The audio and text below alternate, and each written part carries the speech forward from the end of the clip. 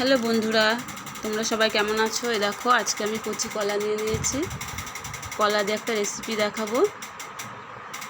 কলার ভিতরে বেশি শাঁস হয়নি, অল্প পরিমাণে শাঁস হয়েছে। এই দেখো, খোসাটা ছাড়িয়ে নিলাম, ছাড়িয়ে নিচ্ছি। এই খোসাগুলো ফেলবো না, এটা দিয়ে অন্য একটা রেসিপি হবে। কলাটা মাঝখান দিয়ে কেটে নিলাম।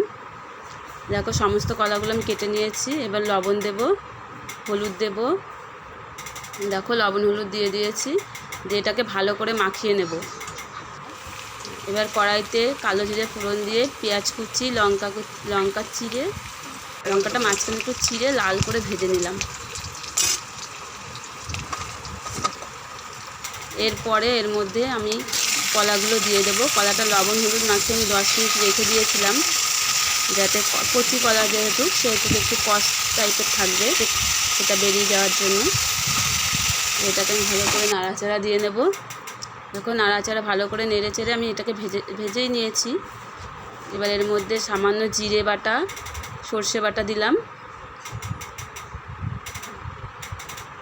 দিয়ে মশলাটাকে ভালো করে কষিয়ে নেব। দেখো, কষানো হয়ে এসেছে। দেখো, কষানো হয়ে গেছে। কলাগুলো গলে সেদ্ধ হয়েই গেছে। সামান্য একটু এর ভেতরে সামান্য একটু জল দেব। দেখো, সামান্য একটু জল দিলাম। দিয়ে এটাকে ভালো করে নেড়ে চেড়ে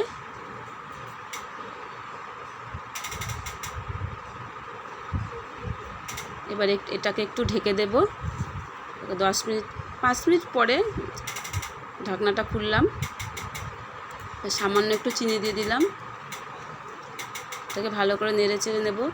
তোমাদের যাদের গ্রামে বাড়ি, অনেকের বাড়িতেই কলা গাছ আছে। দেখা গেল বেশি হাওয়া হোক, একটু বৃষ্টি হোক, অনেক সময় কলা গাছ ভেঙে পড়ে যায়, তখন এই কলাগুলো ফেলাই যায়। তোমরা না ফেলে দিয়ে এরকম করে রান্না করে খেয়ে দেখো, এটা ভালো টেস্টি হয়। একদিন হলেও ট্রাই করে দেখো।